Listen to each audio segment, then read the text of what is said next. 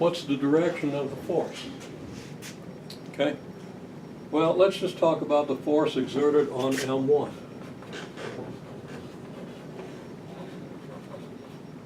And I'm not going to attempt to put the subscripts down because I still don't have that convention straight after 50 years. Okay?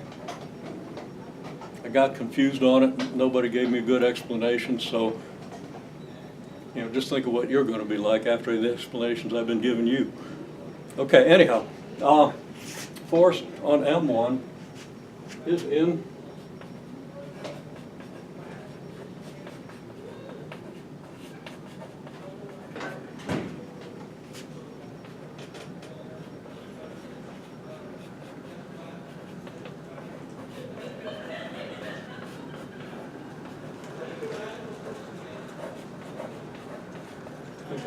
it's in the direction from the position of M1 toward the position of M2. Okay? That makes sense? Okay? So I'm going to define this in terms of vectors. The R vector for the force on M1 due to M2 is the vector that goes from M1 to M2. It looks like I missed M2, so I'll just move M2 a little bit. Okay? So this is our R vector. Make sense? I mean, what's simpler than a vector between 2 points? Okay? In physics, pretty much nothing. Okay. There's our R vector, right? Got a magnitude and a direction. Magnitude's the distance here. So that this R here is just the magnitude of this R, right? This R vector. Okay? And then I want the unit vector from here to here. Okay?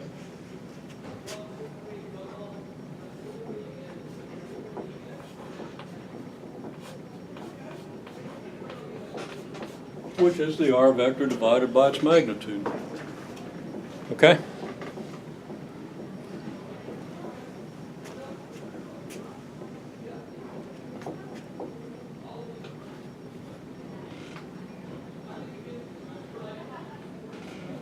So the force is in the direction of R, which is a vector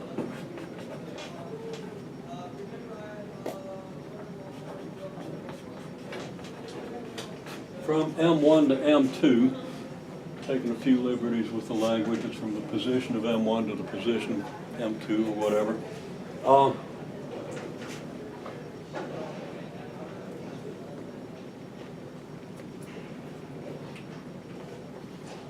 So it's a multiple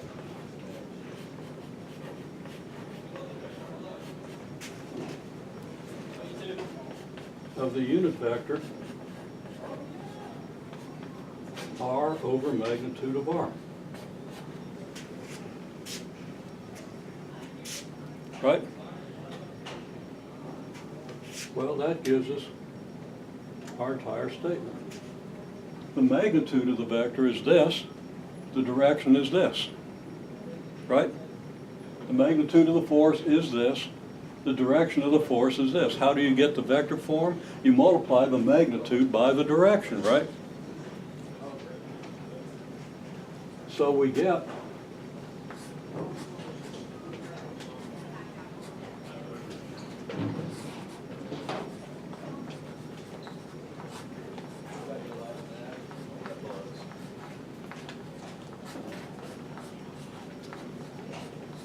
this.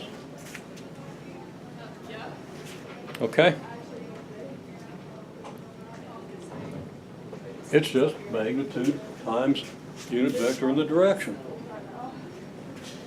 Magnitude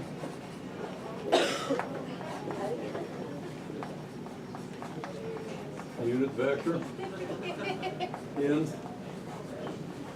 the direction of the force, obviously. Okay? Now, sometimes you'll see the thing written for engineers where you totally obscure the meaning of it all. And even physics books will write it as if they were writing for engineers. I don't know why. It's more compact. It's great for computation, but terrible for conceptualization.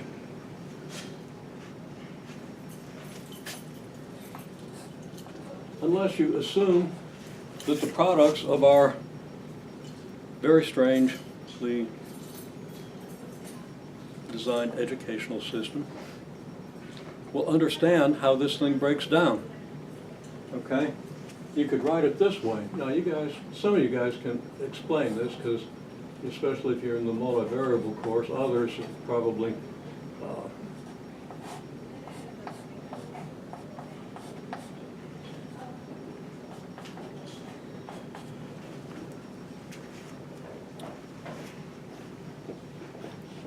others could probably understand this, but if you haven't been dealing as much with vectors and vector notation, maybe not, okay?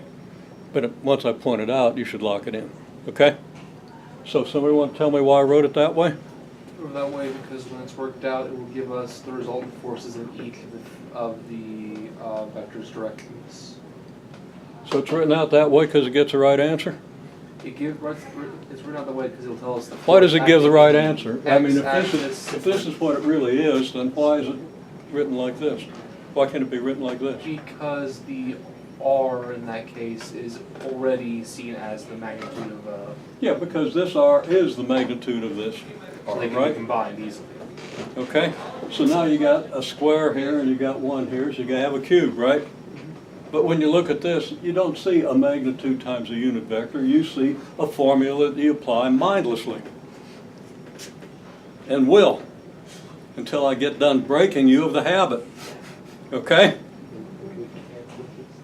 So if you use this formula, you darn well better be thinking that the reason for this, one of these cubed R's goes under here to give you the unit vector, the other stays here to give you what Newton said. Right? Because I don't think Newton put it in terms of vectors. At least not originally. Okay?